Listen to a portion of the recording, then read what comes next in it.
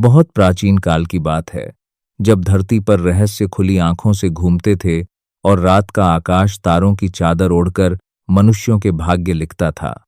अनंत रेगिस्तान के पार, जहां रेत के कण धूप में सोने की तरह चमकते और हवा में पुरानी कहानियों की गूंज सुनाई देती, वहीं एक घना जादुई जंगल था। लोग उसे खामोश जंगल कहते थे, क्योंकि वहां की शांति में भी एक गहरा संगीत छिपा रहता था। उसी जंगल के बीचों बीच लकड़ी और मिट्टी से बनी एक छोटी सी झोंपड़ी थी। उसमें रहता था एक गरीब मगर अत्यंत दयालु लकड़हारा रहमान।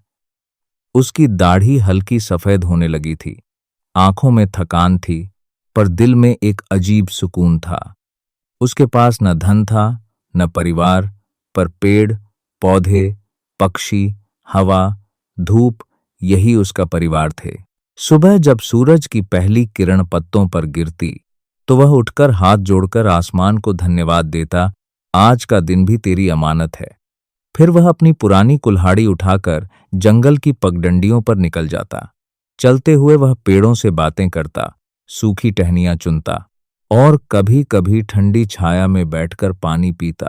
उसकी चाल में थकान नहीं, बल्कि एक साधारण संतोष झलकता था। एक दिन दोपहर को, जब सूरज अपनी पूरी तपिश पर था, हवा गर्म सांसों की तरह चल रही थी, तभी रहमान ने दूर रेगिस्तान की दिशा से एक हल्की, कांपती हुई आवाज सुनी। पहले उसे भ्रम लगा, पर आवाज फिर आई, बचाओ। उसकी रगों में बेचैनी दौड़ गई। वह आवाज इतनी दर्द भरी थी कि वह खुद को रोक न सका। वह जंगल पार कर तपती रेत पर कदम रखने लगा। उसके पैरों के नीचे रेत जल रही थी, माथे पर पसीना बह रहा था, पर उसके कान उसी पुकार पर टिके थे। काफी दूर चलने के बाद उसे एक प्राचीन पत्थरों से घिरा कुआं दिखाई दिया। वह कुआं समय की धूल से ढका था, जैसे सदियों से किसी रहस्य की रखवाली कर रहा हो। जैसे ही वह पास पहुंचा, आवाज स्पष्ट सुनाई दी, कोई है? मुझे यहां से निकालो। रहमान ने कुएं में झांका। नीचे अंधेरे में एक युवती खड़ी थी। उसके कपड़े फटे हुए थे, बाल बिखरे हुए, पर उसके चेहरे की गरिमा बता रही थी कि वह सामान्य स्त्री नहीं थी। मैं राजकुमारी जोया हूं, उसने धीमी आवाज में कहा। मुझे धोखे से यहां गिरा दिया गया। रहमान ने बिना समय गंवाए अपनी पगड़ी खोली, उसे रस्सी की तरह नीचे डाला। राजकुमारी ने पूरी ताकत लगाकर उसे पकड़ा। बहुत प्रयास के बाद वह ऊपर आई और रेत पर गिर पड़ी। उसकी सांसें तेज चल रही थीं, आंखों में भय, थकान और राहत तीनों थे। रेगिस्तान में सूरज ढलने लगा था, आकाश लाल और नारंगी रंग से भर गया था। रहमान ने कहा, यहां रुकना ठीक नहीं, मेरी झोपड़ी जंगल में है। जंगल की ओर लौटते समय राजकुमारी ने पहली बार उस सादगी को देखा जो उसने कभी महसूस नहीं की थी। झोपड़ी छोटी थी, पर उसमें अपनापन था। मिट्टी का चूल्हा, लकड़ियों का ढेर और दरवाजे के पास लटकती सूखी जड़ी बूटियां। रात को आग जलाई गई। लपटों की रोशनी में दोनों बैठे। राजकुमारी ने महल्लों की बातें की, सोने के दरवाजे, चांदी के झरोखे, दास, दासियां, शाही भोजन। रहमान ने मुस्कुराकर कहा, मेरे पास तो बस जंगल की रोटियां हैं। राजकुमारी ने पहली बार साधारण रोटी खाई। उसे वह भोजन महल के व्यंजनों से भी अधिक स्वादिष्ट लगा। दिन बीतते गए। राजकुमारी ने लकड़ी काटना सीखा, पानी लाना सीखा, जंगल की आवाजों को समझना सीखा। उसे एहसास हुआ कि सच्ची शांति वैभव में नहीं, सादगी में है। एक रात तेज तूफान आया, बिजली कड़कने लगी। राजकुमारी डर गई। रहमान ने कहा, डरिए मत, यह जंगल हमारा रक्षक है। वह पूरी रात झोपड़ी के दरवाजे पर बैठा रहा ताकि कोई जंगली जानवर पास न आए।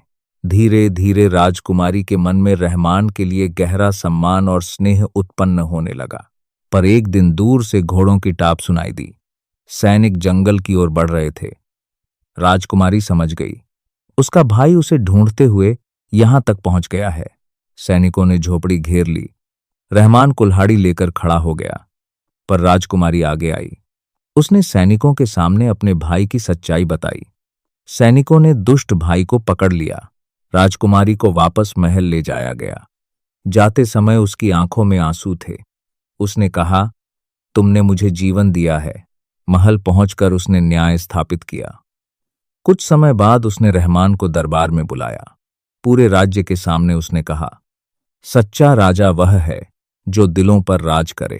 रहमान ने महल देखा, पर उसका मन जंगल में ही रहा। वह लौट गया। कहते हैं, आज भी उस जंगल में हवा चलती है तो पत्तों की सरसराहट में उस लकड़हारे और राजकुमारी की कहानी सुनाई देती है। एक ऐसी कहानी जो सिखाती है कि इंसान की असली दौलत उसका सरल हृदय होता है। भाग 2 खामोश जंगल का रहस्य।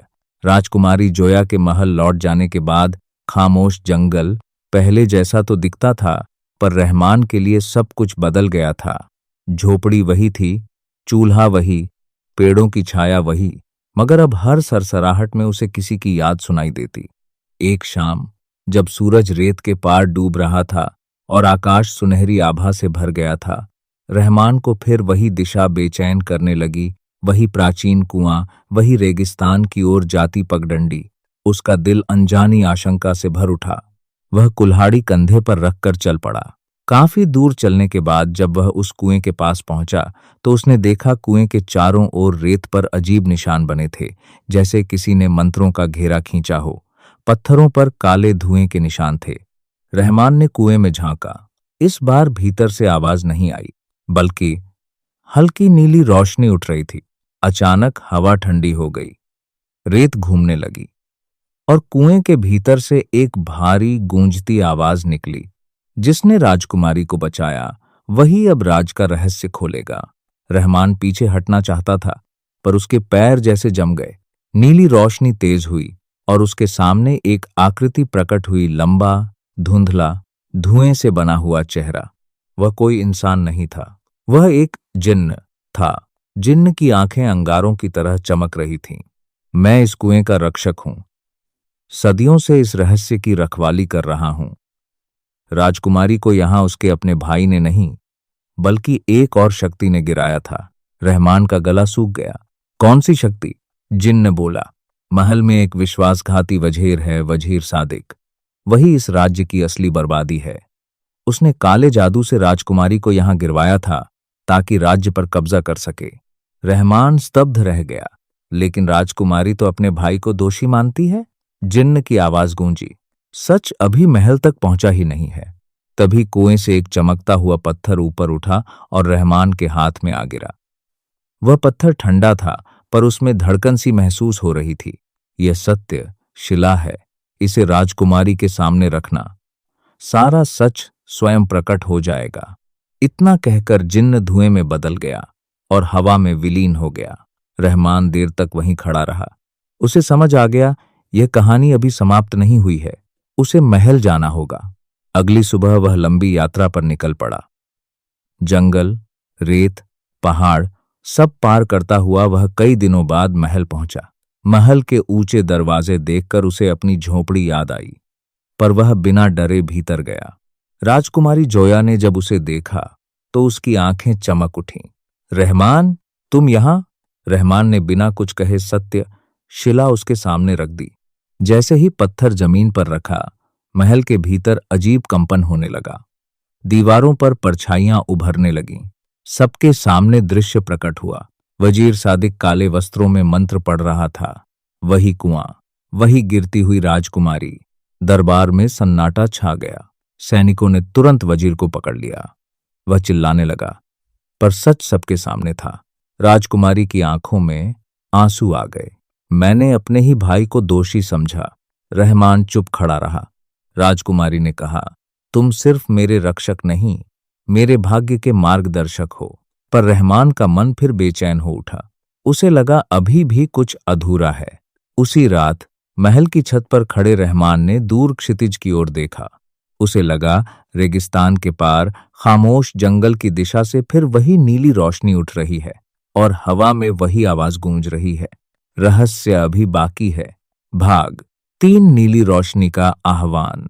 महल की ऊंची छत पर खड़े रहमान ने जब क्षितिज के उस पार उठती नीली आभा देखी तो उसका हृदय धड़क उठा। वह जान गया, खामोश जंगल उसे फिर बुला रहा है। सुबह होते ही उसने राजकुमारी जोया से विदा ली। मुझे लौटना होगा, उसने शांत स्वर में कहा। वहां कोई रहस्य अभिशेष है। राजकुमारी ने उसकी आंखों में देखा। अब वह पहले जैसी असहाय राजकुमारी नहीं थी, उसके भीतर साहस जाग चुका था। इस बार मैं भी साथ चलूंगी, उसने दृढ़ता से कहा। दोनों ने साधारण वस्त्र पहने और बिना शाही शोर शराबे के महल से निकल पड़े। कई दिनों की यात्रा के बाद वे रेगिस्तान पार कर उस प्राचीन कुएं के पास पहुंचे। इस बार दृश्य अलग था। कुएं के चारों ओर नीले फूल खिले थे जो रात में हल्की रोशनी दे रहे थे। हवा में एक मधुर गूंज थी, जैसे कोई अदृश्य वीणा बज रही हो। अचानक कुएं से वही धुंधली आकृति उठी। जिन्न, उसकी आवाज पहले से शांत थी। तुम दोनों आ गए। समय आ गया है कि सत्य का अंतिम द्वार खोला जाए। रहमान ने पूछा, अब कौन सा सत्य शेष है? जिन ने अपनी हथेली घुमाई। हवा में चमकती रेत इकट्ठी होकर एक दृश्य बनाने लगी। दृश्य में एक प्राचीन नक्शा उभरा, जंगल के भीतर एक छिपा हुआ स्थान जहां एक पत्थर का द्वार था। यह जंगल साधारण नहीं, जिन्न बोला, इसके हृदय में स्मृति द्वार है। वहां इस राज्य का प्राचीन इतिहास बंद है। वही इतिहास बताएगा कि यह सब क्यों हुआ। राजकुमारी और रहमान उस दिशा में बढ़ चले। जंगल के भीतर जाते जाते पेड़ घने होते गए, रोशनी कम होती गई, पक्षियों की आवाजें भी थम गईं, जैसे जंगल सांस रोके खड़ा हो। घंटों चलने के बाद उन्हें वह स्थान मिला, बेलों से ढका एक विशाल पत्थर का द्वार जिस पर अजीब चिन्ह बने थे। जैसे ही राजकुमारी ने उस पर हाथ रखा, द्वार अपने आप खुल गया। भीतर ठंडी हवा का झोंका आया, दीवारों पर चमकते चित्र उभर आए। उन्होंने देखा, सदियों पहले इस राज्य का एक राजा था जिसने जंगल की आत्माओं से वचन लिया था कि राज्य और जंगल एक दूसरे की रक्षा करेंगे। पर समय के साथ राजाओं ने वह वचन भुला दिया। जंगल की आत्माएं क्रोधित हो उठीं। जिन्न की आवाज गूंजी, मैं उसी वचन का रक्षक हूं। जब वचन टूटा, तब से घटनाएं घटने लगीं। वजीर सादिक तो बस उस अंधे क्रोध का एक मोहरा था। राजकुमारी की आंखें भर आईं। तो यह सब हमारे पूर्वजों की भूल का परिणाम है। अचानक गुफा के भीतर कंपन हुआ, पत्थर गिरने लगे, द्वार बंद होने लगा। रहमान ने राजकुमारी का हाथ पकड़ा और दोनों बाहर की ओर दौड़े। जैसे ही वे बाहर निकले, द्वार धड़ाम से बंद हो गया। जंगल में सन्नाटा छा गया। जिन्न फिर प्रकट हुआ, अब तुम सच्चाई जान चुके हो। यदि राज्य और जंगल के बीच का वचन फिर से निभाया गया तो सब शाप समाप्त हो जाएगा। राजकुमारी ने दृढ़ स्वर में कहा, मैं वचन देती हूं, अब से जंगल की रक्षा राज्य का पहला धर्म होगा। तभी नीली रोशनी धीरे धीरे शांत हो गई। फूलों की चमक मंद पड़ गई। रहमान ने आकाश की ओर देखा। उसे लगा जैसे हवा हल्की हो गई है, पर उसी क्षण दूर कहीं से घोड़ों की टाप और धुएं की गंध आई। जंगल के दूसरे छोर पर आग की लपटें उठ रही थीं। किसी ने जंगल में आग लगा दी थी।